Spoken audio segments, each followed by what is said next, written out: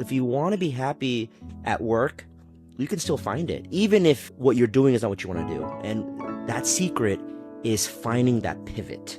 99% of creators undervalue themselves. The fear of regret for me is stronger than the fear of failure. Welcome to Abnormal, the podcast for normal people who want to do abnormal things. Today we have Sho Dewan, who is a world-renowned career coach, content creator with over 1 million followers on Instagram, and famous for his account Workhap, which is also your business. CEO of Workhap. Welcome to Abnormal, Sho. Dude, thanks for having me, man. Mate, thank exciting. you. This is a dope setup. I love Well, it. this is the let me get this right. This is the limited edition Timothy Alton Apollo capsule.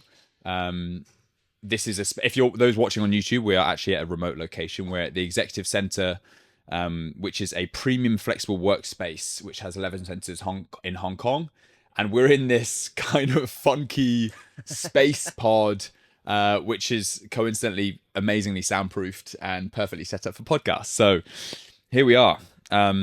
Mate, thank you for agreeing to come on. Yeah, thanks for having me, It's been a man. long time. We've been texting over WhatsApp We've or been DMing. each other. We've been following each other. I've been following your journey for a while, dude. So congrats on all that you've accomplished and quitting your job. Appreciate Again, that. A second dab. Hey, it's good to follow your reels. Although I must say there was one reel whilst I was going through it myself, and I think your reel was, it's not a good time to quit your job because of the job market. I was like, I saw that and I was like, is this a sign? Is this a sign? But I went with my heart. I love it. And I think you made the right decision. I think so. I would say that advice applies to the people who want to stay in corporate. But I think we were talking a little bit before the cameras came on. Your heart has been set on entrepreneurship, you doing your own brand for a while now. So 100% you made the right decision. Awesome. And I'm really excited to get into the content side of things with you, because your content, your social media, it's such a huge part of your brand, and I'm going to assume a huge part of your business and how you get leads and things. But I kind of want to dive into what you actually do, because I was obviously, as part of my homework and my research, I was looking up your background. But can you kind of, in a simple elevator pitch, explain to us what is your job or what do you do? Great question. There's two ways that we make money for Workhap. The first way is what people most know me for. It's the career coaching side. And our clients, we help them find their ideal career. I got an amazing set of career coaches that work with me. I got a great set of ops team members who help me with the programs. But that's essentially what we do. A client will come in, maybe not set on entrepreneurship like you, but maybe a little bit unsure of what they want to do with their career. They know they want to get paid more. They know they want to be happier at work. And that's where we come in. We help them figure out, okay, well, if you tried this, have you tried XYZ? Have you looked back at the things that you do like to do? And once they figure out what direction they want to go in, that's when we go all in on getting it. So that's where the recruitment strategies come in. That's when the HR tips come in to meet the right people to get that job. So that's I would say that's my day job. That's what I do with my career coaching team. The second thing that we do is what you mentioned, all about content. So we probably post anywhere from 2 to 3 times a day on all the different social media platforms. And about 70% of our revenue comes through social media. That's through brand deals, AdSense. It's through Instagram and Facebook and TikTok. But majority of that is through working with sponsorships that we'll get into. What are your main social media platforms? The first one that we have probably the most reach and engagement is Instagram. Second is TikTok. And I would say a third is actually LinkedIn. And this is something that me and you can talk about as well, man. I think LinkedIn is a huge untapped market, especially for your content, dude. I think there's a lot of people who would love to see your stuff and be motivated by you, and maybe even potential brand partners. But that has been the oldest platform for us. That's where I started in 2019. And now it's been the third highest, right behind the other two. I think for your content, LinkedIn's great because it doesn't seem like you have to alter your content, like repurpose it from YouTube, from TikTok, YouTube, Instagram to LinkedIn. Yes. Whereas a lot of my content, and this is something I go through daily because I post across YouTube Shorts, Instagram, Facebook, TikTok as much as I can. And LinkedIn, I really hold a lot of my content back because I'm like, is this relevant to a LinkedIn audience? Because a lot of my content is, I'd say, more lifestyle. Yeah. Some of it's like health and fitness, some of it's Yeah. morning routine or productivity. Whereas the stuff where I'm focused on business and that side of things, or things, I did one on like transferable skills from pro athletes to the real Oh, world. that's cool. And Yeah. that's maybe an avenue I'm going to go down for the LinkedIn audience. But I Yeah. think now for this next chapter, I'm going to create content with LinkedIn more in mind, Mm, because I'm being very public now about what I want to do. I gotcha. It's before I couldn't be open about, oh, actually, I would really like to run my own business. I gotcha. Yeah, I mean, now you're running And it, now right? Now now you're I doing am. it. And it's like, well, okay, I'm not pretending to be an expert as an entrepreneur. It's the first time I've ever done it. Yeah, So, but I also want to be public about it I and gotcha. share the highs and the lows, which I think could be more responsive on LinkedIn. But dude, I think what the stuff you're already posting on your other social media channels, just post it on LinkedIn as well. Just why not? Just why not? Yeah, because right now you don't have a boss who's gonna be looking at, hey, what are you doing on your No other days, bosses. right? This is all on you, and you'll be surprised of the people who are on LinkedIn, just like senior leaders, head of brands that are like, yo, I like this guy Pete. Oh, he was doing a 6 a.m. workout. We do workout clothes. Hey, let's work Yeah, together. true. Like you You just just never never know. know. You just never know, dude. And the DMs are always open on LinkedIn too, Yes, right? true. So I would say that's something you should look into end of this year and next year as well. So LinkedIn was your OG platform. OG, And that was, OG. so when you started posting content, were you posting content whilst you were also in corporate before Mm-hmm. you had the business? Mm-hmm. Yeah. So you were still doing what you're doing now, but just as like a side thing Ye- instead of actually as a business. Yeah, I mean, I wasn't definitely not as active as I am now. Mm. But I remember, so my last role before I quit to go all in on Workhap, I was the culture lead for a startup based in Hong Kong. Great role, great company. And I told my manager at the time that, there's an itch I've had for years that I want to help people with their careers. I've done it off this on the side for many years now. I started even when I was in college. I've been doing it for a while. And I told her I want to maybe put myself out there a little bit more. I wanted to get a coaching certification. I wanted to coach some people, maybe at the company as well, so it could be a benefit for Mm. the company. And I also wanted to start content and just helping people. And she gave me the green light. So if you're watching this, Carmen, shout out to Carmen from my What from year my was old days. this? This is 2018, So 2019. 2018 was when you really started thinking content is part of what you want to do. Just putting myself out there. Yeah. Yes, like I love that. that's It's a big LinkedIn. first step. Dude. Yeah, yeah, and I Making think yourself vulnerable. for sure, and on LinkedIn, and Yeah. I think that was the scarier part. It's like people I work with, Yeah, people who yeah, know yeah, me from yeah. These school. aren't friends. These Yeah, are potential bosses yeah, or, exactly. world leaders. Exactly. So that was my first platform, and my cadence then was like, if I can do once a week, that's a win. Mm. That was my thing. If I can post something, Yes. something I'm learning, Yeah. something that is new, something I can teach, something once a week, great. And that's what we did for maybe, I don't know, 6 months, once a week. That's awesome. And but that was just you by yourself, or By was my that seat. with affiliation with the company you were working Just at the time? me. Okay, Just just me. you, but you Yeah. had to clear it with them or let them know that that's what you wanted to I do. let them. I mean, they will see it too, right? Yeah, My managers yeah, can be yeah. like, There's see no it. hiding. So yeah. And then how long of that kind of cadence was it until you realized, or until you started growing? Like, into what sort of growth did you see from your social media just from starting posting content? I would say the first few months we weren't doing so hot. Just a couple of likes here and there. Yeah. But I felt that the right people were seeing it. Maybe not a lot of people, but the right people were seeing it. Maybe I'd get a DM here and there saying, "Hey, I like your stuff," or "Hey, do you do one-to-one coaching?" At the time, I wasn't. So I was like, "Oh, this is cool that we're getting some traction, even though it's small." I think the first time I was like, "Oh, there could be something here." When I got this DM from one of my first clients, her name is Jacqueline, about in her late 20s, unhappy with her finance career, wanted something different, and she said, "Do you offer this? Do you offer one-to-one?" And I was like, well, I have a full-time job at the moment, but what if I take a client in the weekend? So we went to a coffee shop, we worked on her career strategy, worked together on her resume. That's when it kind of first occurred to me there could be a business opportunity here, and that kind of planted the seed. But from the content side, it wasn't like we were like crushing it and what was going to be an LinkedIn influencer. It wasn't anything like that.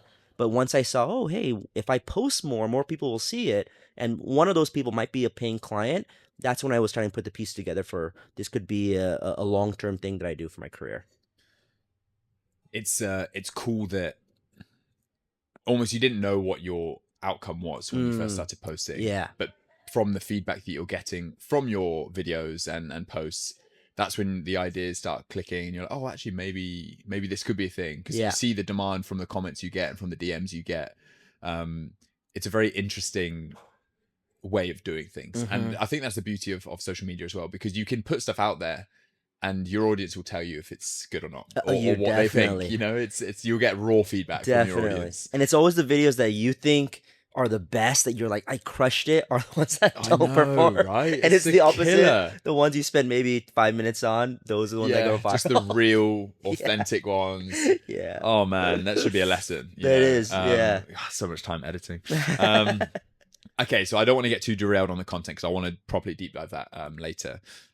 So back to Workhap, your business. So how many staff do you have at your company now? We got 5 ops team member. We have 3 coaches underneath me, and then we have 2 salespeople. Okay. So 10 total. 10 total, and all around the world. All around the world, we're fully remote. So fully remote. So even your clients are just all over FaceTimes and Zooms and all through Zoom. Stuff. Yeah, all through Zoom. Awesome. And when did you start that? So I quit my job to go all in end of 2019. So it's been about 5 years now. But before that, like I was saying, I was a culture lead at a startup. Before that, I was a recruiter. And then before that, I started my career doing management consulting at EY in New York. So that's really where I got the whole, okay, well, I want to help people. I want to do these things. My first mentor at EY was Simon Sinek. He's the Start With Why guy. And when I was at EY, he helped me discover my why. We actually had a session like this. It was me, him, his chief of staff. And this is going to sound crazy cheesy, but my why after doing the questions was to be a friend to all. And I remember him telling me that, and I was like, oh, that's kind of cool, but what does that have to do with consulting? Yeah. I think that was the first, like, I'm probably not doing the right career path for me. That's probably not the thing for me. That's when I went into the recruiter end. Do you still keep in touch with Simon? I wish, man. You should reach out. I have a couple of times here and there. I remember when I quit my job to do this, I sent him an email saying, "Hey, I was posted at a cafe in Korea. Just sent him an email like, hey man, like hope you've been well. It's been a couple of years, and I'm going all in this Workhap thing, and a lot of things that you taught me, I'm teaching to other people." He replied back and said, "I love it, and best of luck." So that was maybe, I don't know, 4 years ago, 5 years ago. Well, you've come a long way in 5 years. It's been a while, man. Reach out. Get him on your podcast. It'd be great. That'd be awesome. That'd be such a sick episode. That would be a cool full circle moment, man. Yeah, that's a good one. I definitely will. I like that. Or if you don't, I will. You beat me to it. I'll be like, Sho recommended me. Yeah. Oh, that's great. I mean, so was he quite influential in sort of shaping the path you got set on, or was there sort of something else that kind of led you down this direction? I mean, he was a cool guy to work with. He was a cool guy to just know. But when we were doing consulting, I think when people think of consulting, they think of McKinsey, Bain, strategy work. You're doing a lot of PowerPoint decks. The consulting that we were doing with Simon's team, we were helping companies figure out their purpose. So even that was like softer stuff, right? So we're like working with companies and figuring out what's your why, how are you going to keep your employees happy? And I found myself resonating with that type of work. It was the other side of consulting that maybe wasn't it for me. It was the demanding hours, the client can do whatever they want, the travel was exhausting. But I think working with Simon, I realized if you have a brand that people like Simon Sinek, Start With Why, you can carve your own career path. And that's what he did. And maybe it didn't click then when I was working. I was just, a junior consultant. But now that I've been getting more and more into my own personal brand and starting Workhap, I admire the dude, man. He's been doing it for so long, and he's like known as the guy. Yeah. I would love to have that same brand for myself. I want to be known as the guy who mixes work and happiness. I mean, hence Workhap. But that's the thing that I want to strive for. That's really cool. So you mentioned there Workhap. Yeah. Explain the name. So when I started, I wanted to literally combine those words. How can we make people happy at work? And we just said, why don't we just combine it? Workhap, there it is. My girlfriend at the time, now wife, was like, dude, don't do that. Like, what does that mean? You idiot. Yeah, come on. What is that? And then now she's like, all right, I guess it's a nice ring to it. Oh, it's success. I'll marry him. Yeah. Hey, Sho, congrats on the wedding, dude, by the thank way. you, dude. Thank you, man. Congrats. I appreciate Huge that. Step. Thank you, dude. she's nailed down a good one. That Obviously, yeah, yeah. worked well. I'm lucky too. It all worked out. I'm really blessed. I'm really It's blessed. so I mean, not just the last 6 months, but the last 5 years have kind of been a roller coaster, and I'm sure you've learned so many things from starting your own business Ooh. and growing in the last 4 or 5 years. I mean, from the outside, for someone like me who's followed you for a while, and you just this is the good thing and bad thing about social media. Like, I look at your profile and I'm like, damn, this guy's killing it. Like, it's so Fair. really good advice. Every reel, like, I really love the content because you can instantly tell it resonates with everyone because everyone's going through that stuff one way or another. But from the outside, it just looks like, oh, he's doing so well. The website's great. The content's great. Can you share with us some of the low points in the last 4 or 5 years since starting Workhap? Dude, there's been many, and I appreciate your kind words, dude. I was actually sharing this with my team recently that I thought there comes a point when you hit X amount of followers. Like we celebrate our asses off when we hit 1 mil. Like that's huge. That's If huge. someone 1 told mil me on Instagram, on right? Instagram, if you told me in 2019 when I quit my job that you're gonna have, dude, I'd be set. It's insane. We celebrate so hard. We're like, yeah, and it still is a big milestone. But even just the last 2-3 weeks, if you look at our analytics, we've been losing followers every single week the last maybe 2 months. And that alarms me. I'm like, man, oh, I don't want to lose followers. We've been gaining for 4-5 years straight. Now we're losing. And I just like, it kind of, that's kind of like life just waking up again, just telling that's what it's all about. You don't hit a certain point of like this huge milestone and then everything just gets easy again. Like this is what it's all about. So, the low points of the last 4 or 5 years, man, there was a low point 2 weeks ago, right? Where I was like, man, I'm losing followers the last 3 months. What if we lose back to 999? What if you? And then I just kind of thought to myself, dude, this is such trivial thoughts in my head. If you would tell 28-year-old Sho when he first started that he would be even having this problem, like, dude, that's nothing, right? So that's just like one of the aha moments I had recently. Probably the lowest point of starting Workhap, I was probably a year in, and I remember looking at my bank account, and we were exactly stagnant. First year, we made $30,000 in revenue. That's not profit, in revenue. And yeah, I was living in Hong Kong at the time, and you know how rent's not cheap. Oh, it's not. I think we were actually in the red of sustainable life costs. And I remember looking at that and I was like, man, I gave up a 6-figure job. I'm working my ass off. I'm working 80-hour weeks. Is this what it's really worth it? Is this really what I gave up to pursue this? And it was actually my wife who said, just stick with it. It's okay. It's not like you're deep in the red. Let's go from there.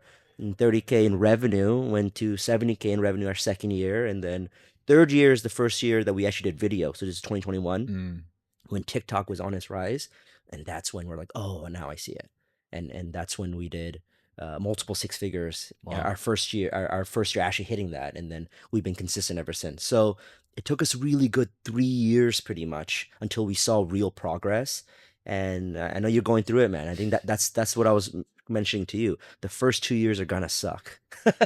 You have a great head start, Pete, which is awesome. You have a great head start. You got an amazing team, all good things ahead. But still, the first 2 years are gonna be brutal. And then the third year, then the fourth year, you can enjoy the fruits of your labor. I think there's such wise words and words that people need to hear, whether it's as an entrepreneur or just in life, Dude, right? yeah. Because and the first 2 years might suck, but it also might be the first 5 years. Like, we don't know. We don't know, yeah. And like you mentioned, guys like Simon there, and we're like myself and Wilson, our producer, were talking before about James Smith and a lot of his content online, and he's an English guy living in Sydney now. Yeah. Famous for, he was a PT, but now creating a lot of like media and marketing content, and it seems like he's just blown up this last year or last 2 years. And the same with a load of other guys you see online, guys and girls. But actually they've been compounding this shit for 10 years now. Man. You know, and it's that's the stuff you don't see online.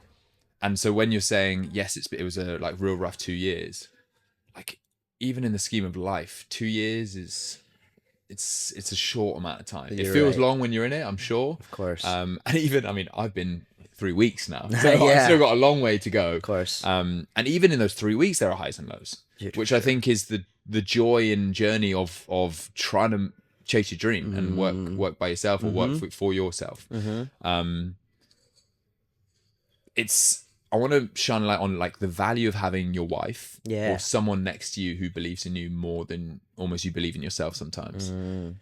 Because I'm sure that there are people out there who are going through almost the same thing as you went through, but actually stopped when you had those thoughts.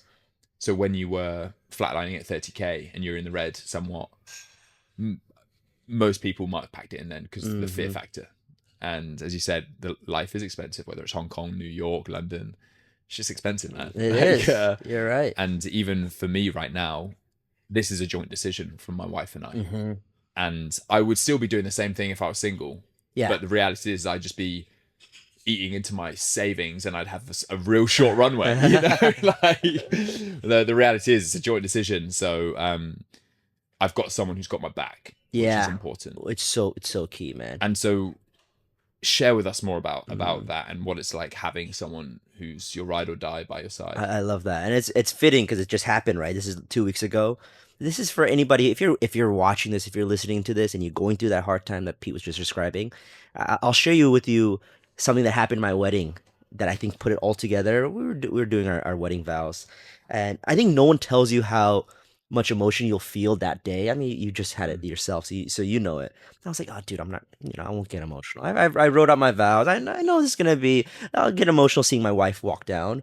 They're even just saying all the stuff that we've been through together, and that was one of the first things that I said in the vows. That when I had nothing, and it was one of our 6 months anniversary thing. I remember looking at my bank account. I was like, I can't take you out to a fancy dinner. I asked her, I suggested, are you cool with us eating McDonald's for tonight? And she was the happiest I've ever seen her eating a fish fillet. And I just remember that. I should have a photo of that. I have a photo of her munching on her fish fillet. That is the full circle moment. That's like that is why I'm with this woman and why I'm here today. So I think you won't be able to get those highs if you don't experience the lows. I wouldn't be able to say that on my wedding day and be emotional and be with all my family and friends if I didn't experience the McDonald's days. So that's why if you're watching this and you're experiencing the McDonald's days, that's the best part of your story.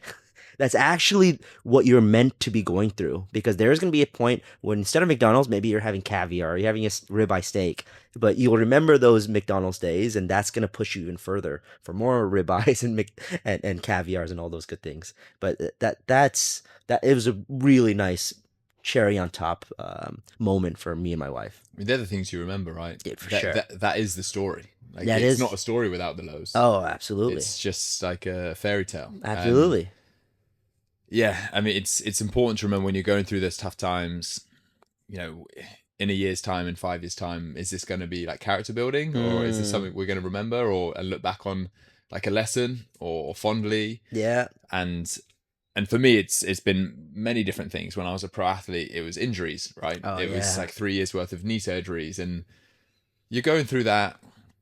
And then when you come into the real world and you actually realize, oh, is this what it's meant to be? Like, am I meant to sit at a desk the rest of my life? And I don't think I'm made for this. I don't want to be made for this. Like, if this is what I'm meant to be doing, I don't want this. And really, for me, the content side of things is something that I commit to myself in 2024 that I was going to start sharing my story.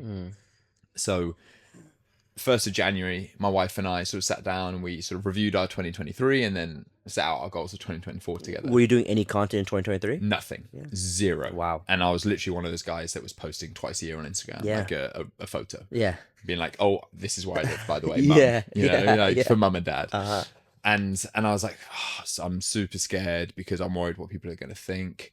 But I said to my wife, I was like, I'm just going to commit to this. Like, fuck it. And I went home and I wrote down 60 different video ideas that are unique to me, that I think that I could create a video about. And simple. So I didn't know what I was doing. I had to like what I want my messaging to be, what I want my tone of voice to be, what I want my non-negotiables to be. And it basically came down to just being me, being authentic and not showing just the highs.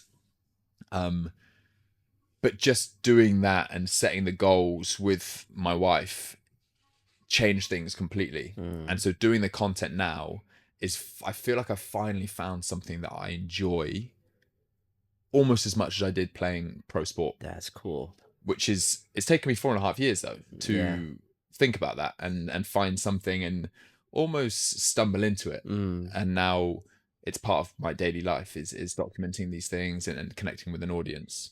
And so I guess for Workhap, for your business, your journey and my journey, what I've just explained, is you're kind of helping your clients find what their journey is and help them realize the direction that they actually want to go, and then putting the steps into how to get there. No, you said it better than I could, man. That's exactly what it is. Because a lot of people are stuck on autopilot, especially in their corporate careers. They went to school, they studied this thing, they get their first job, and they stay in it. Like, how many friends do you know who do accounting and hate it? Yeah. Right, and then again, not all accountants, but there's a select some, right? Yeah. The project managers who are so stressed all the time. What they don't realize is they can pivot to something else. We've been talking a lot about content creation, entrepreneurship. You don't need to start your own thing to be happy. It's a great path. Yeah. It's a risk, but it's a great path. But it's not for everybody. If you want to be happy at work, you can still find it, even if what you're doing is not what you want to do. And that secret is finding that pivot. A lot of people think because they want to go from, again, accounting to, let's say, creative marketing, that they need to go do their MBA or they need to go back to school or do a boot camp. You don't need that. You need to know how to tell your story. You got to know how to be likable. You got to meet the right people. But these are things that anyone can learn. You don't need to invest $50,000, $100,000 and waste 2 years. I don't say waste, and give up 2 years of your life to do school. It's skills that are you can learn and transferable from your past, and that's really what our secret sauce is for their clients. And how many clients have you had over the last 5 years? We've thousands. Yeah, thousands. I mean, they're in different capacities. Some people join us for one session. Some people join us for a year. There's different capacities here.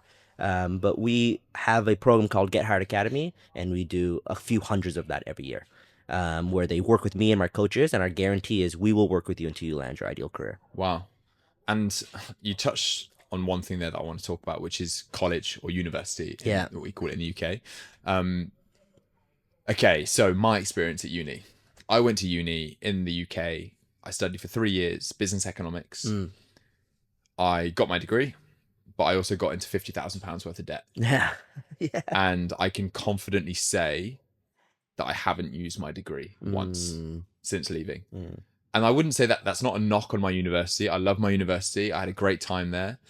It kind of achieved what I needed to achieve because I got a pro rugby contract, which is one of the reasons why I went to that particular university. That was your sole goal? Go to that university, be a pro rugby? Get a degree in academics and not sport, but get a sport contract. Yeah. So I did that.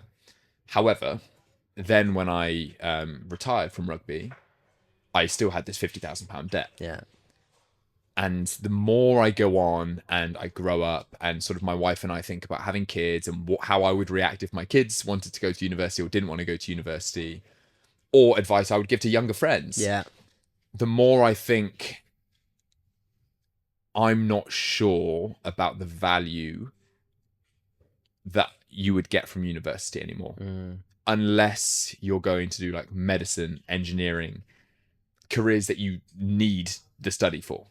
Whereas my business economics degree, I can confidently say I didn't really gain any academic value from it whatsoever. How about the other value outside of that? How about your social network? Yeah. Fantastic. Yeah. Which is, again, if I did ever have kids and they wanted to go, I'd say go. Because you're living away from home. Yeah. You're, sometimes working as well. Like I had a part-time job. Yeah. But social circles, all that sort of stuff. But it's different. I lived in New Zealand for a year before that. So I'd already lived away from home. I had my social circles because I was part of sports teams. And for me, it's really just that 50K worth of debt. honestly, man, like it's depressing. Did you pay it off? I've paid it off. Good. I've paid it off. That's what I'm talking luckily. About. Yeah. But again, even that was quite a depressing experience because you've got this lump sum of money you pay it, and then all that changes is a number on a government website goes from 50,000 to 0. Nothing in your life changes. And I'm like, okay, maybe that was a mistake. Maybe I should have kept the 50 grand and bought a house or something. I mean, let's say you didn't go to school. Do you think you'd still be the same Pete sitting here, 2024? No. So I mean, I don't regret it. Yeah, right? I don't regret it. It's more for if someone were to come to me for advice, if I ever had kids and they wanted advice. I would love to know your stance on this. I would agree with that, man. I would agree. It's a lot of money. It's a lot of money. It's a lot of time. I would agree with you as well. The value I got outside of the degree is probably higher than anything else. I got the best friends. I learned about different career paths. Am I ever using my accounting, my accounting background? Not really, right? But there's a lot of good stuff that I had from it. Now, do you need to have a degree to get a great job? You don't. I think it was different from maybe our days. You kind of had to. Companies were still kind of scared to take some risks. Companies are more okay with that. But I saw my parents a few weeks back, and I was telling them just like, oh, I have a niece and nephew. Like, how do you feel about them growing up? Are you pushing education on them as hard as you push it on me and my sister? And my dad gave me a great lesson that I'm going to pass on to the viewers here and to my kids. He said, we live in an age now where education is not the reason why you'll be successful. He's like, as long as my niece and nephew, as long as they are fine at work, at school, and they behave and they get decent grades, that's okay. But I care more about, are they taking risks outside? Are they sociable? Do they have friends? Are they off their phone more than other kids? Like, that's what he's looking for. And I think that's the secret, man.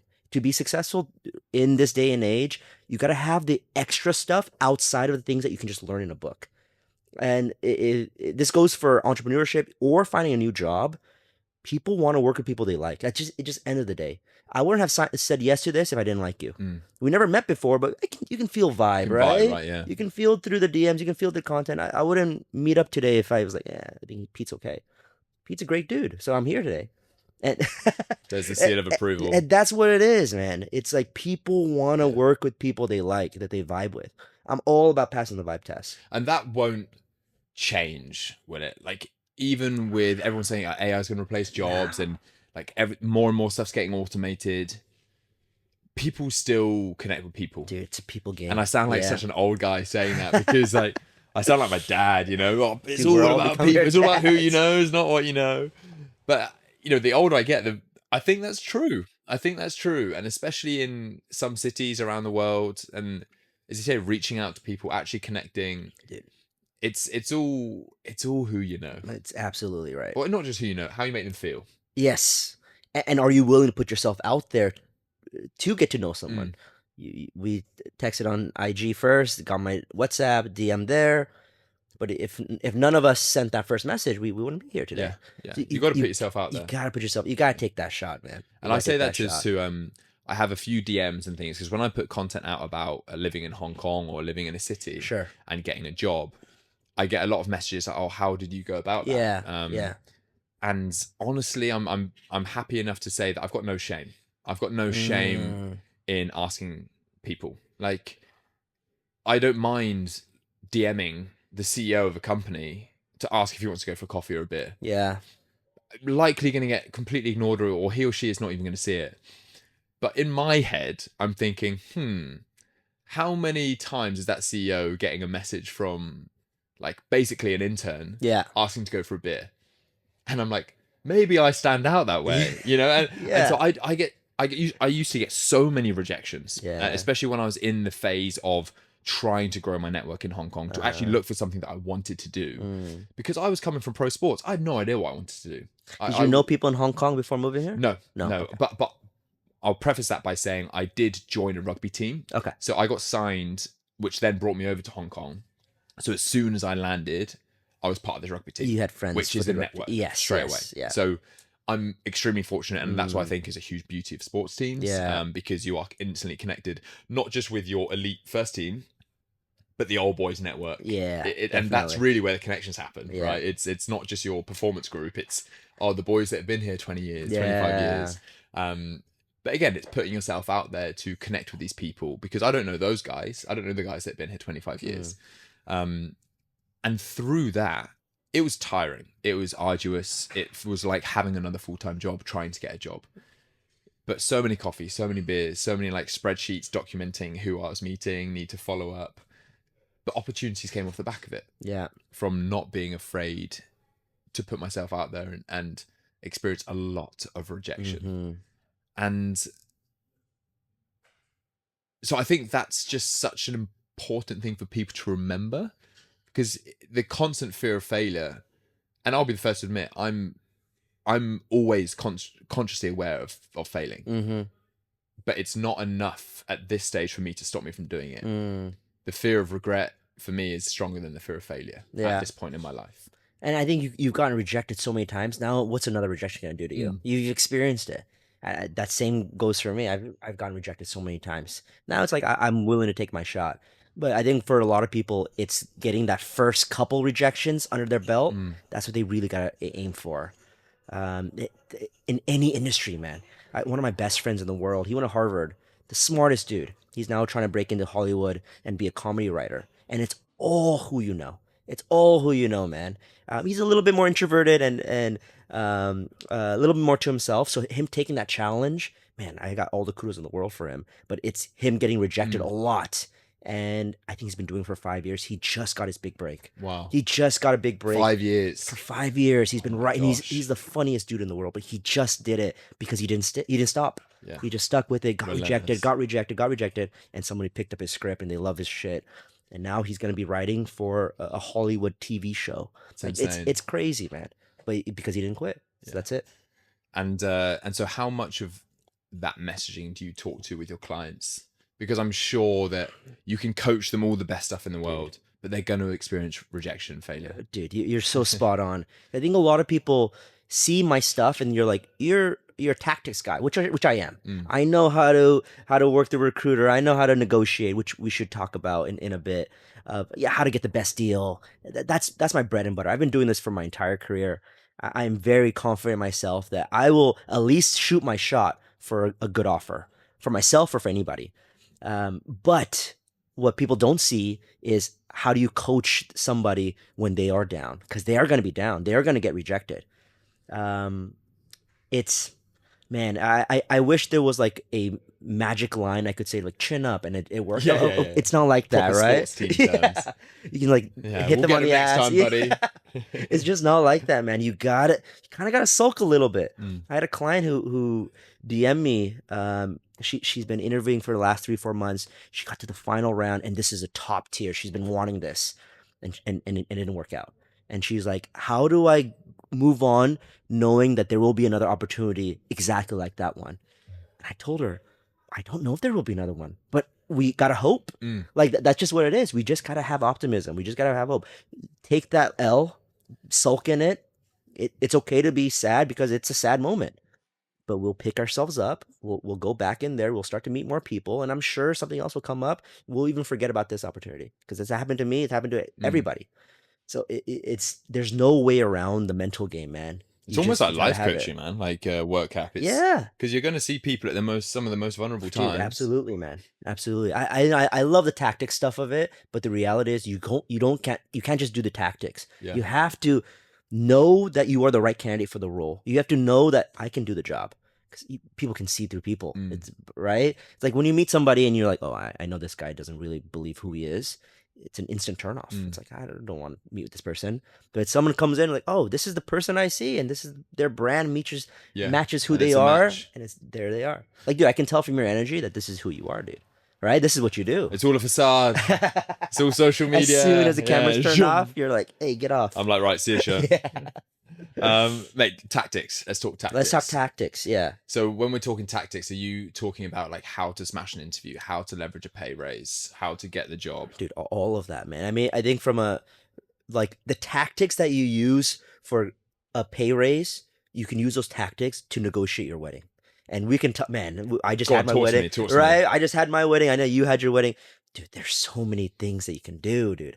Well, one thing I will say, one thing about the tactics game, you gotta ask. Again, going back for the fear of rejection, and one thing that I do that my wife sometimes laughs at me about, anytime we check into a flight, I'm always asking for a free upgrade. Yeah. I don't give an F.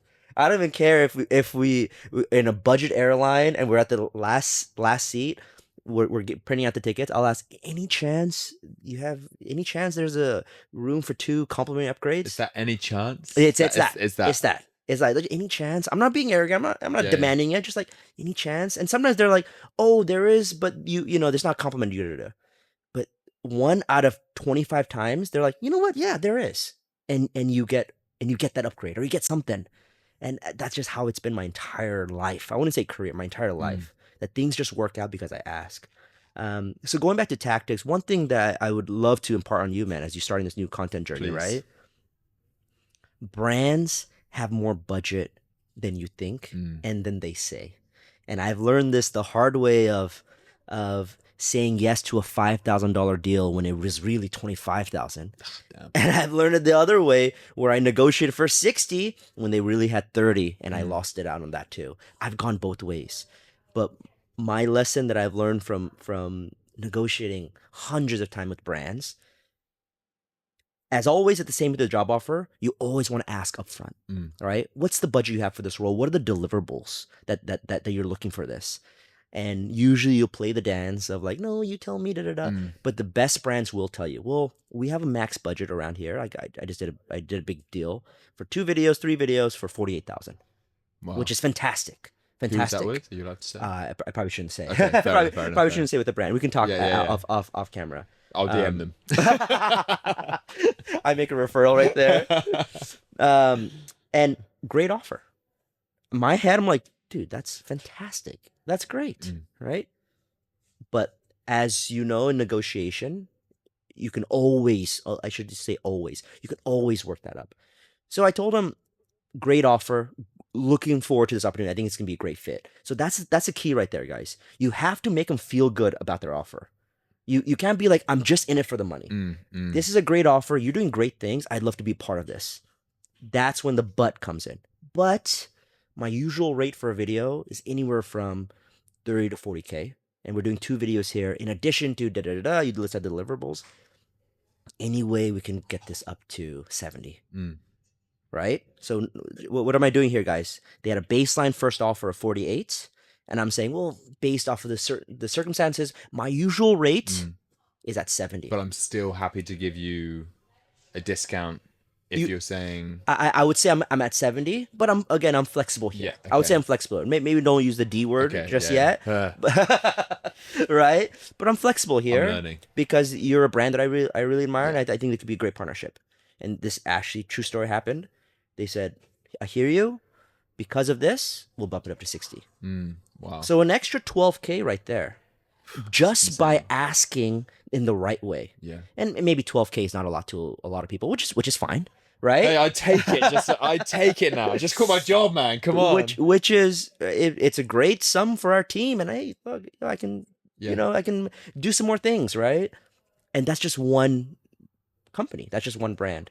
There's countless of other brands out there. So that's from a tactics perspective, right, team? I'll teach you maybe one more, and then we can continue this. I'll teach you another thing from like maybe you're not an entrepreneur and you're watching this. Let's say you have a wedding planning. You're planning your wedding coming or a up. party, any party, or a big party, okay? And let's say you have a budget of $40,000 for a big wedding. Let's just say that, okay? You don't want to tell the person your budget is 40,000 because they will get you up to 45. So as same principles apply here, right? You ask them what their budget is. You ask them what they've done in similar capacities. And something that we did for our wedding, I was probably negotiating with them. We did our wedding in Phuket. It was a beautiful wedding. Shout out to the vendors. They're wonderful. But I was negotiating my food and beverage package up until a day before the wedding. Up until a day before the wedding. Yeah. And it was just not like, I need this, right? But just like, is there any way that we could do this? But they were quoting us at the beginning. I don't know. I can't remember the exact numbers. Let's say 25,000 for just food and beverage. And from here, doing this, we were able to get it down to 15. So it's still a big number. Don't get me wrong, it's still a big number. But $10,000 in savings just by having the ability to have a conversation with somebody and say, I want to work with you here. Let's see what we can do. Because they like me, I like them. You're able to do these things. So those are just two lessons here, team. If you're doing your own entrepreneurship, you're going for a job offer, those things apply, but also for your personal life. Getting a free upgrade, planning your wedding or planning a big anniversary event, whatever you want to do. There's always wiggle room here. And I'm not proposing that you trying to, dime and nickel everything. Nah, it's not like that, right? Yeah, pick your battles, exactly. Pick your battles. But if it's a big lump sum that is not gonna break the bank for either side, hey, that's a win-win, man. People are going to be listening to this and then negotiating with their better halves. Yeah. Like, I know you said that we're going to go dinner at this place, but hear me out here. Any chance that we can have a night with the boys instead? We all use it, man. We all use it. Yeah, you got to ask, mate. You talk about business, brand deals. But as you say, this advice can be used for anything. As soon as you know the skill of negotiation and talking to people, you can then use that with any situation in life. Absolutely, man. Absolutely. I want to ask a question selfishly. Brand deals. How do you know how to value yourself at? Love the question. 99% of creators undervalue themselves. And I learned that from one of the top creators of this year, the last few years. Her name's Erica Cullenberg. She does a podcast called Erica Taught Me. You might have seen her stuff. She's like, I read the fine print because I'm a lawyer and I know this. But she has, 10, 20 million followers. She's crushing it. And she's also one of the most giving people I know. And I think there's a lesson there too. The more you have, or the more you give, the more you have. And she shared all the things that she teaches or that she does with brands. She's negotiating 6-figure deals with companies. I can't remember the exact number, so don't quote me on this. But I maybe we had 100,000 followers on Instagram, maybe a couple 100,000 on TikTok. And at the time, I was probably charging around, let's say, 5,000 a video. And now, again, we don't know what we're doing. We're starting off, right? I'm like, yeah, I'm feeling pretty good about this. 5,000, sure. And just negotiate a big brand deal with a company. 10 videos, 50K. I'm like, dude, that's great, right? But what I'm not thinking of is, yeah, 50K is awesome. But dude, you're doing 10 videos. And you're paying for an editor team and you're doing this. I'm blessed, don't get me wrong, but it is work. And I remember having this conversation with her. I was like, hey, I swung a brand deal and I think it's great. And, I'm happy and da. She's like, hey, I'm happy for you. That's great. But she's like, just letting you know as a friend, they probably had a budget of over 100K. Just letting you know. And I was like, wait, what are you saying? And the rule is, again, I don't know the exact numbers, but the rule is if you're around 100 to 300,000 followers, you should be charging around 15,000 for a video. Wow. So that's where we were, right? We were in that range. She's like, you could be probably charging 15,000 per video. Is that like 100 across platform or each platform? Usually that platform. So 100K on Instagram or 150K on Instagram, 100K on TikTok. TikTok, yes. Typically now, like, creators upload the same video everywhere, across, right? Yeah. So it's usually they have a similar follower count. Is that what brands ask as well? They ask that it's cross-platform? Yes. Yeah. Yes. All the time? Not all the time. Depending on their campaign. Okay. But a lot of these brands are asking for multiple platforms. Maybe throw in a little LinkedIn or Pinterest as well, right? But they want to get their value as well. So just hearing that, like, you just being honest with you, you probably undervalued. You probably could have had 6 figures. And that kind of unlocked something for me, man. I was like, dude, let's just shoot our shot. That same brand that we got 50,000 with, we were able to get a 100K deal maybe 6 months after when our follower count wasn't that much different. Wow. And it was just because I asked for more. And that's a lesson here, team. You don't want to go to a crazy number where they're just like, they're appalled. But I don't think I've ever had a brand walk away because I said a crazy number. I have had a brand walk away and it was totally my fault, but that was because I negotiated 4 or 5 times trying to get it right, and they're like, what, it's not worth it. Yeah. And I lost a $60,000 deal on that. But a great lesson. But good lesson, yeah. But that $60,000 lesson learned from there, I've gained in multiple 6 figures through doing other ways that I've learned from that. So there are going to be times when you still lose a negotiation, But man, if you are able to shoot a little higher than you think, let's just say your typical rate right now is 5. You listen to this podcast, you listen to Sho and Pete's voice, just ask for 15. See what's the worst that can happen. If they're like, there's no way we have to be under 5, okay, you shot your shot. But what I've seen most creators do is they give a number, let's say 5, and the brand says yes, you probably left money on the table. Yeah. Most likely. What do you do then if you go through those stages, you ask for 15, but they say no? Yes. We 5 is our final offer. Do you then continue with 5?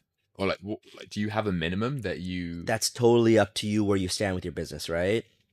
You sometimes have to make exceptions to your rule. Sometimes you have to know, like, you know what, I was actually okay with 5 the whole time. Yeah. But if it's a ton of work and you know 5's not worth my time, you got to be able to also walk away. Because brands can feel that too. Yeah. Not just brands. Anyone can feel that. Companies can feel that. Same when you're asking for a salary rise. Absolutely. Right? Or a promotion. Absolutely. Similar to what I experienced when I quit my job. Yeah.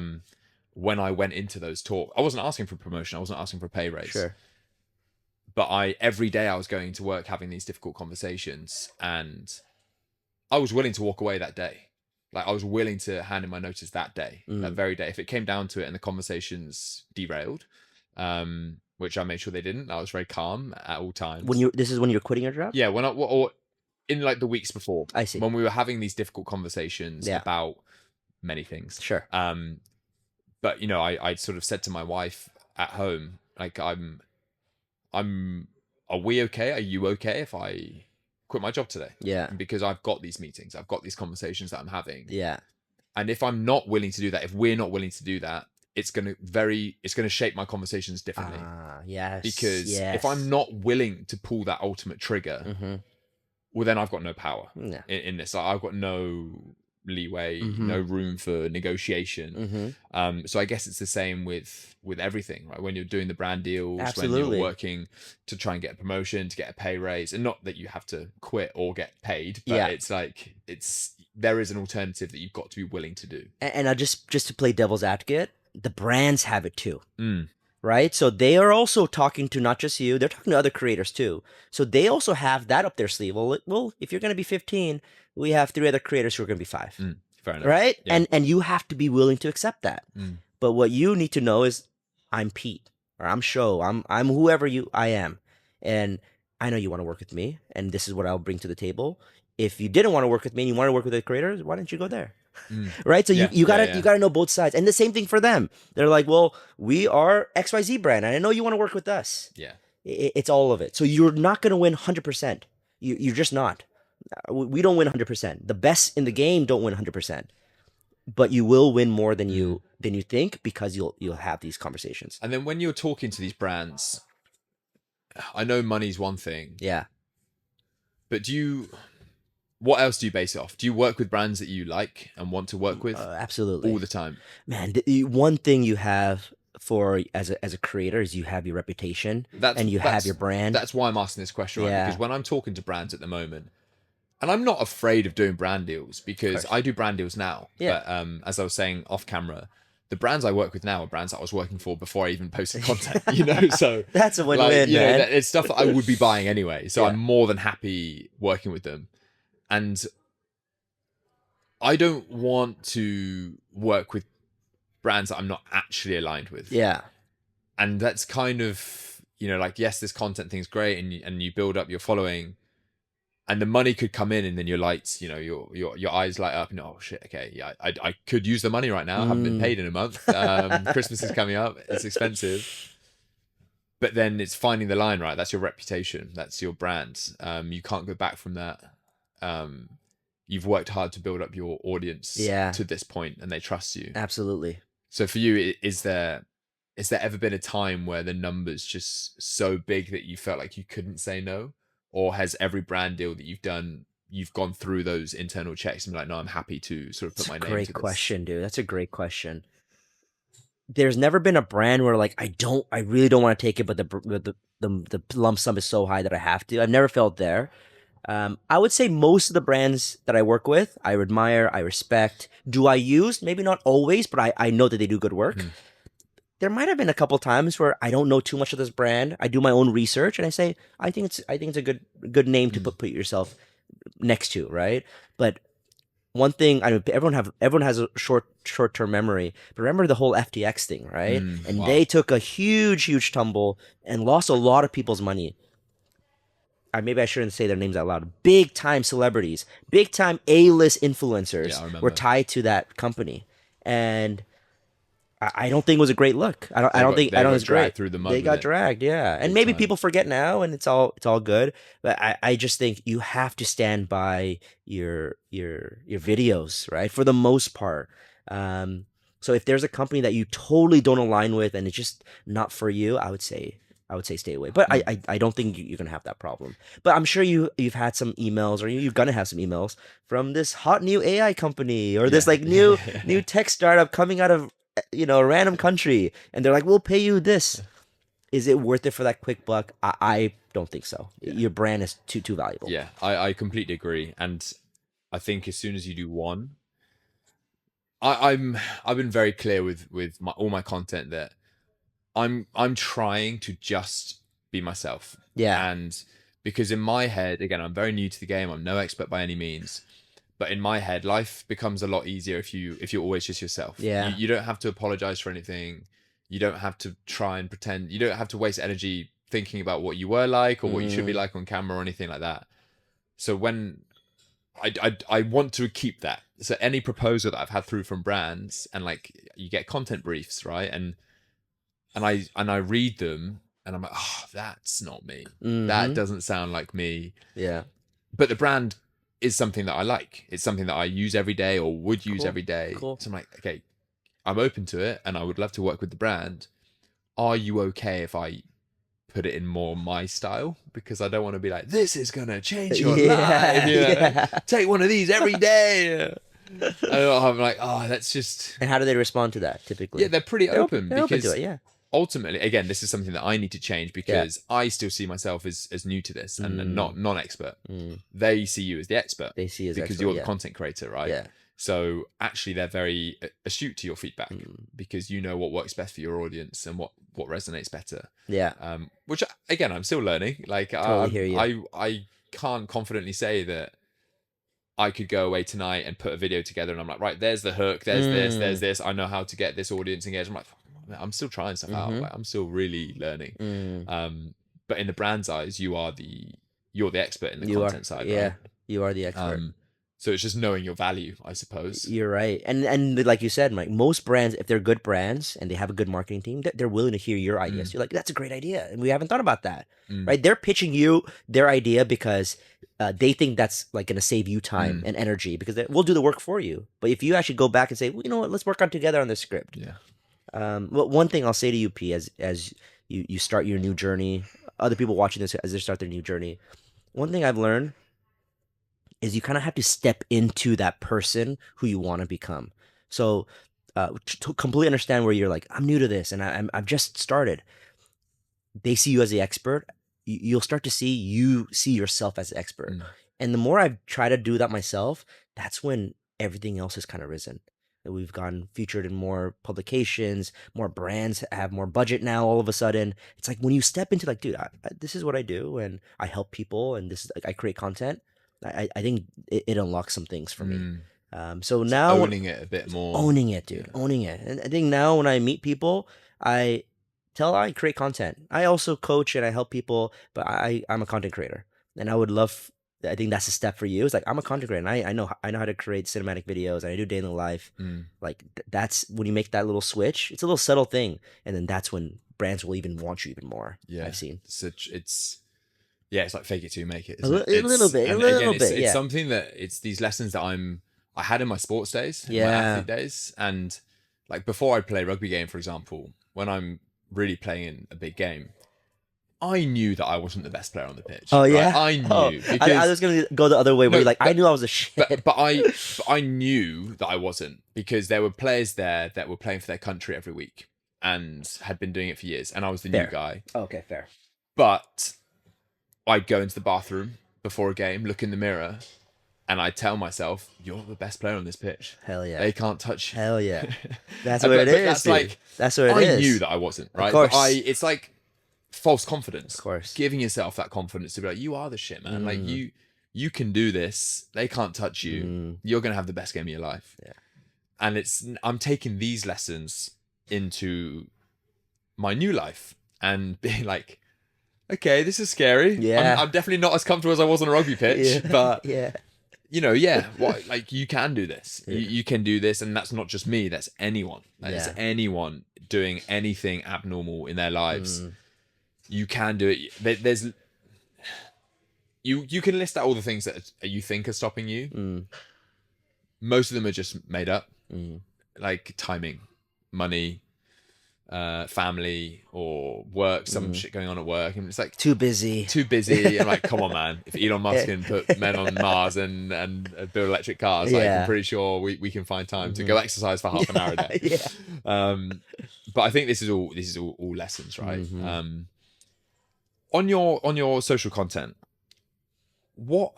how many followers have you got across platforms now? Maybe 2 mil. Yeah. Wow, that's seriously impressive. Thanks, man. Thanks. It's been a long grind. That's insane. And I saw that you don't prioritize YouTube as much. Any particular reasons for that? Just harder.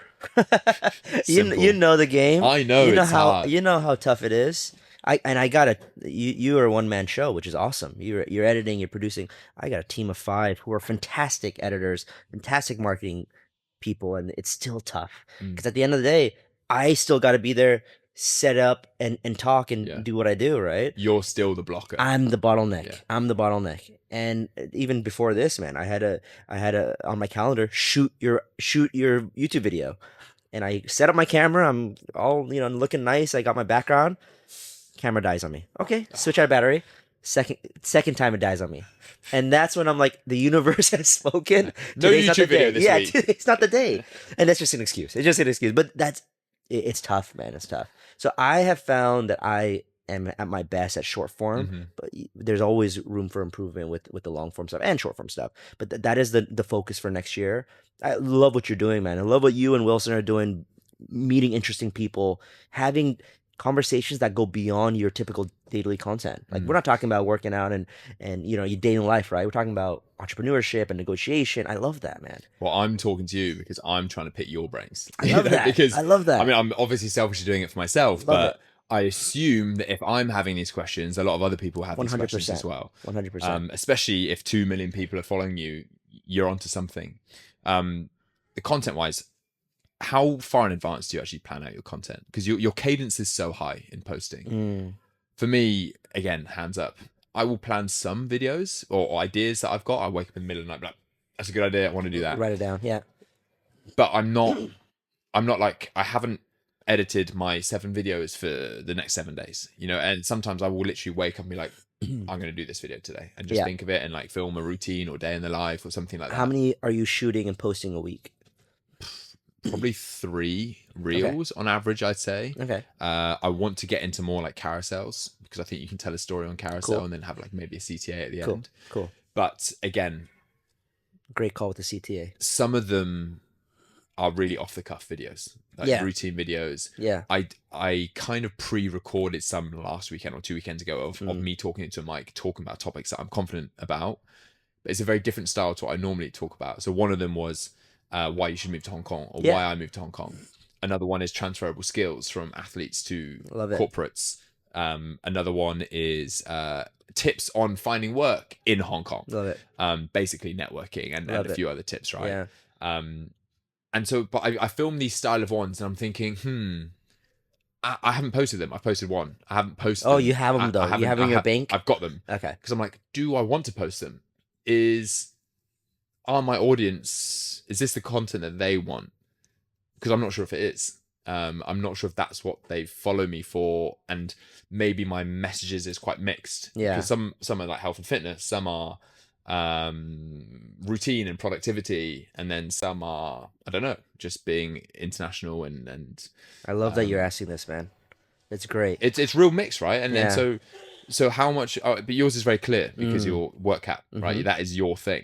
Mm-hmm. So how? What? Just talk me through your planning process of your content. Yeah, there's two things that we'll talk about: how much I post and my posting cadence, and then the second thing is the diversity of the Mm, topics, which I love that you're already thinking about. The first question about how often I post 2 to 3 times a day, and this is what we do is I will shoot a video in the morning and I'll shoot a video at night.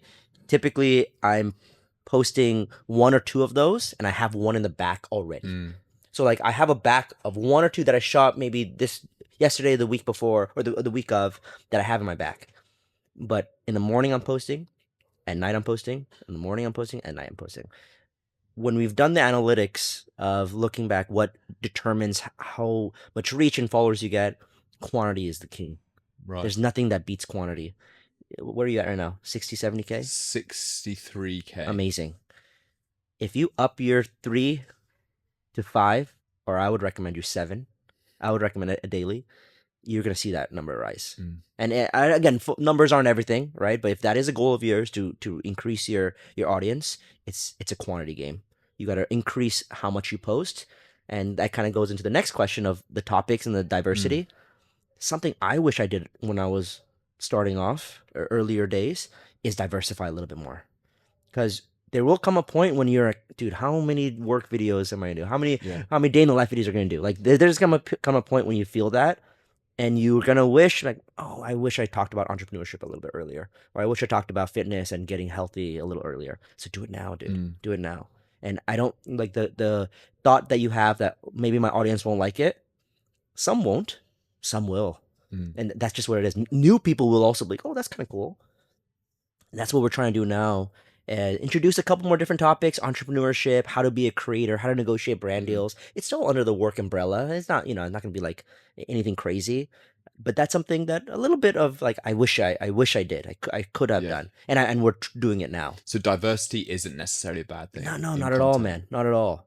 Not at all.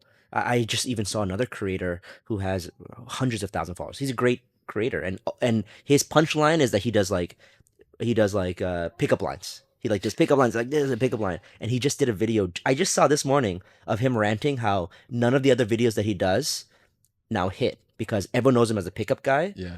and he's like, man, I want to be a little bit more of show myself. So if you do that earlier instead of just being that one Yeah. dimensional, Then people expect it. people expect, and people are like, oh, that's Mm. you. Yeah, I get it. And do you ever so when you're talking to guys or people not like myself who so I'm obviously in the content game now. I'm a content creator. There it is. There it Woo! is. Influencer, no, content There it creator. is.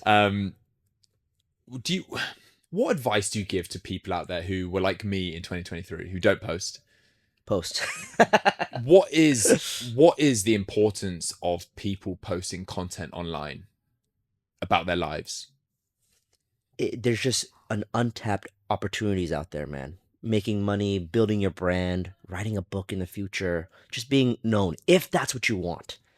And If not, completely if fine. not, it's completely But fine. if that's what you want at some point, Yes, then do it. Like that's what it is. If you want a life that is gonna put yourself out there, and you might be recognized, and you might get some cool speaking opportunities, content is 100% the best way to do that. mm, And I've had a couple of friends, like you mentioned, who maybe pre 2024 Pete, right? We're like, I'm thinking about it. I don't know what to do. I don't know what to post. I have a couple of buddies who came up to me and asked me that. And I tell the same thing I'm gonna tell you, and I told the audience before. It's all about quantity, especially at the beginning. You're mm. gonna suck. Like you remember your first videos, dude? It's terrible. Terrible. Terrible. You're gonna Such suck. huge gaps between sentences. Yeah. You know what I mean? Like, Hello. now every one of those gaps is so important. Yeah, like, yeah. it's word to word to word to There word. it is, man. And same thing with me. Same thing with anybody. It's like, hello everybody. I'm Sho. I'm talking, right? Man. But that you're gonna suck. But the only way to grow is if you continue posting. That's it. Mm. And a lot of people, man, I can see it too. They do a great job for the first 3 months. They're maybe posting, maybe not every day, but 3, 5 times a week. Great. And then they hit that lull of they're like, well, I'm stuck on 200 followers. It's not for me. But it's right. I'm like, again, it won't be the next week. It Yeah. won't be in the But next you're month. there. But you're there. If you have that consistency, Dude, we were at 1,000 followers for the first year and a half, 2 years. It Wow. was only until videos did we really take off. That's insane. That's a We long were time. doing posts and carousel posts, man, of like, this is things you should do on your resume. And it did okay, but we were at under 5K for the longest time. One video hit off, then then here's the avalanche. So you just gotta stick with it, and especially with video now, what I'm seeing, and going back to what we talked about from an hour ago, what I'm seeing on LinkedIn is what I saw on TikTok in 2021. You're getting insane reach on LinkedIn. It's through videos. Through videos. I've never seen anything like it. In the 7 days, we have 15 million impressions. Wow. It's insane. I've never seen, and they're just the same videos I'm posting on IG and LinkedIn. It's crazy. So that's what I would say for 2024, man. That's crazy. Just re-upload. Yeah. Just re-upload. Yeah. That's what you want to do. Because for me, what you mentioned there, I asked the question because it's so funny. When I sat down in January 1st, 2024 with my wife, and the reason why, initial reason why I wanted to start posting more content is I do a lot of emceeing on the side. So I do event hosting and emceing. High Rocks, I saw. Yeah, High Rocks and some corporate stuff, charity stuff. I really like it. I really enjoy doing stuff on the mic. Are you getting paid for these? I'm getting paid for these. Awesome. Which is why I wanted to do more of them, because at the time I was working a stable job, good income, but I wanted a second income and I wanted to do more. But okay, I reverse engineered it. So if they're choosing an MC for an event, they're probably going to go to my social profile. Yeah. See if I do that, see if I'm confident on camera and all that sort of stuff. Sure. So one of my primary reasons was to get more MCing gigs. Was this at the beginning of 2024? Before I'd even started posting content. This is one of the reasons why I was like, right, I've got to change something because I'm not getting many gigs. Yeah. But also I knew that one day I wanted to start a business. So having a stronger personal brand is going to help that. I don't know what that looks like, or I didn't at the time. Now I do. But I know that having a strong personal brand is going to help that at some point. And so to think where I am now, and to think back to then that more MCing gigs was one of the primary drivers for me posting more content. Yeah. And now I still want to do that. I still love doing it. Cool. But my vision has completely changed. It's okay, I'm really enjoying building content and trying to help other people, but I'm also excited about building this business. Yeah. And working with brands. Yeah. And just creating really cool content and seeing where this goes. But MCing on the side. Cool. And that will helping. And it's crazy to think, so your advice there with anyone listening about posting online, you don't have to know your end game. You don't. In order to and you probably won't. Started. You probably won't know your end game. Your end game will change. It'll change, maybe your reasons or your purpose will stay the same. Yeah. For me, it's freedom, right? Ultimately, I want freedom to do whatever I want with my wife and my family. And because when I was going through this exercise, I want to in the future be able to take my kids to school and pick them up from school and go on holidays or work from abroad wherever we want. But maybe the means of getting to that freedom is going to change over time. Yeah. It might be business, content, or I don't know.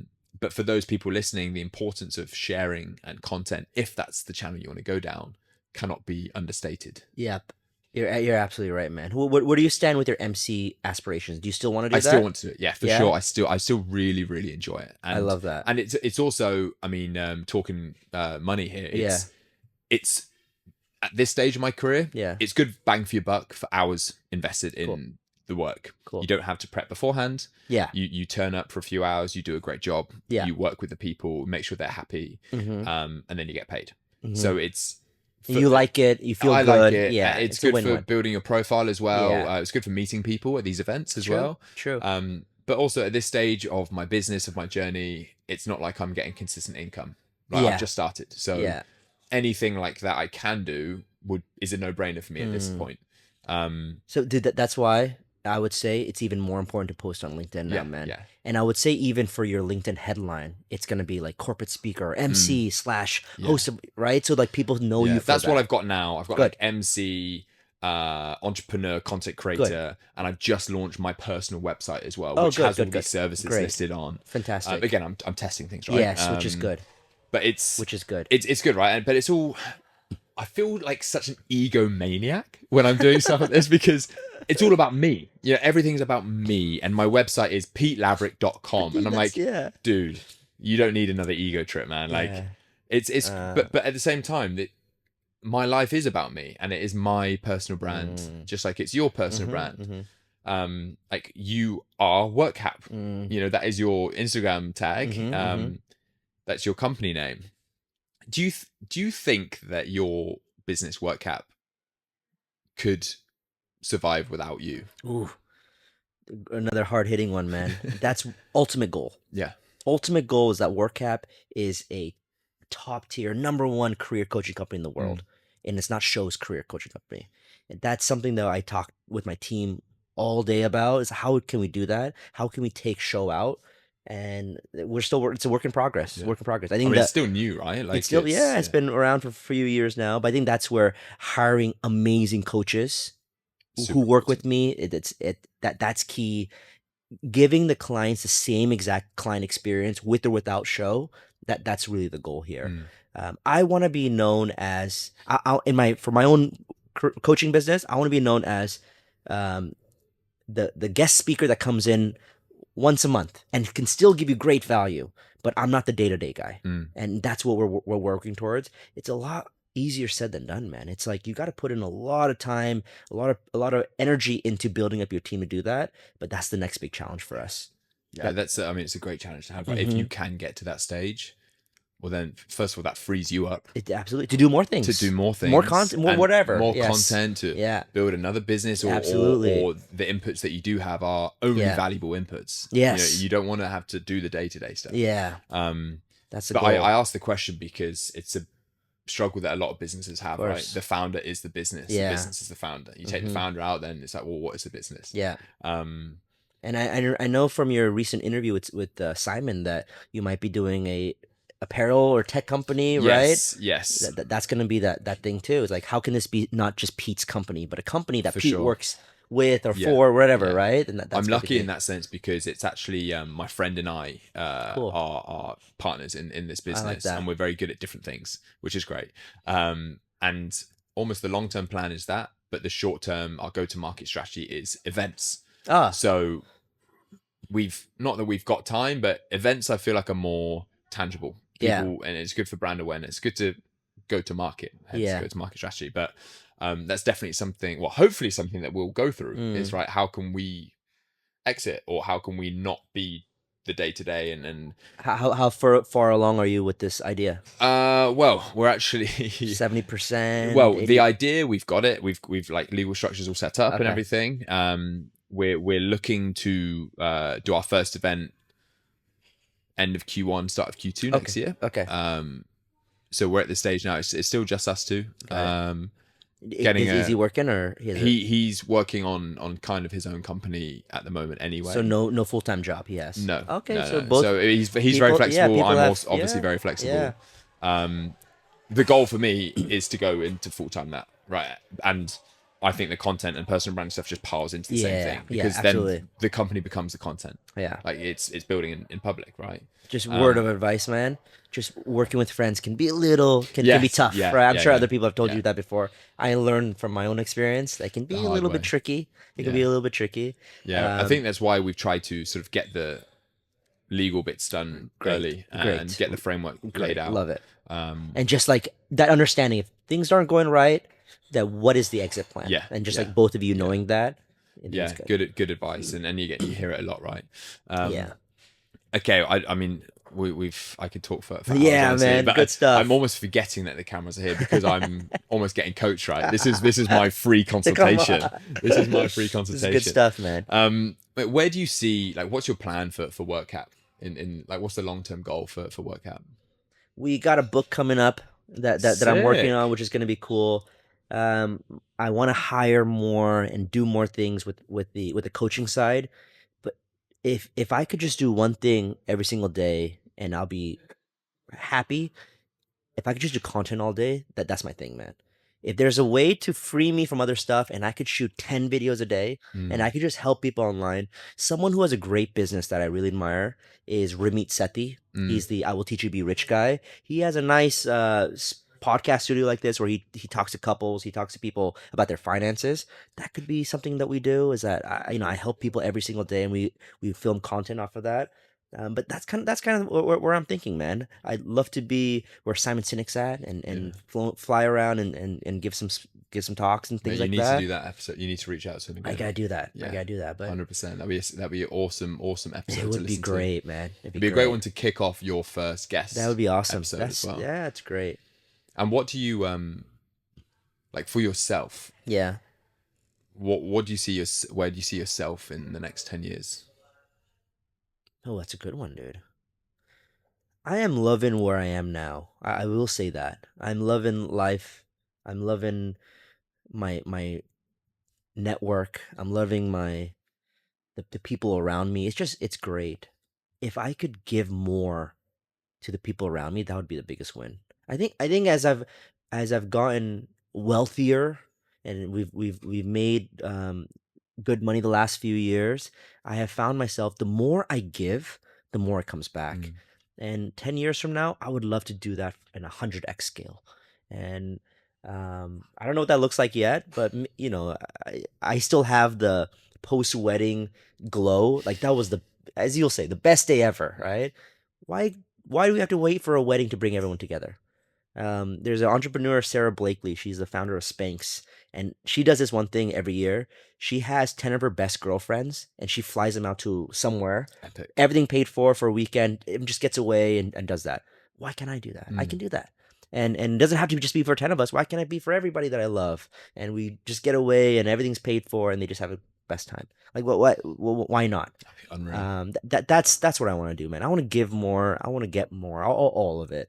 But I want to continue the trajectory of liking what I do, because I love what I do. I can see you love what you do. As long as that stays the as same, long as you don't lose the love. Yeah, I'm happy, man. Yeah, I'm happy. And how do you like to be remembered? Maybe just as a guy who enjoyed life and doing what he does for work and meeting with cool people and meeting my friends, as a guy who enjoyed and maybe got the most out of happiness out of life. That's what I would say. I think even just from this one interaction with you, it's very clear that you're a giver. Thanks, my man. This is our first time meeting face to face.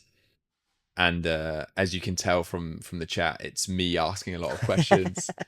You giving a lot and me taking a lot, basically. But you've been more than willing. I got a lot more than you can think, bro. This was a great time. Thank you. And dude. Finally, this is a question I ask everyone that comes on. If you could give one piece of advice to people listening who wanted to do something abnormal in their lives, what would that be? The first thought is, you gotta do it. But I think a lot of people will say that. You gotta do it, right? What I will say is, if it doesn't make you happy, you won't be able to sustain it. So you might want to do that abnormal thing, or you want to maybe do that thing that will make you a lot of money or get the fame. It might be possible, but if you don't love it, you won't stick with it. I just seen it time and time again. So yes, it's great to have big goals, but maybe even better now, just find the thing that you really like doing and just do that every single day, and you will get to your goal eventually. I love that.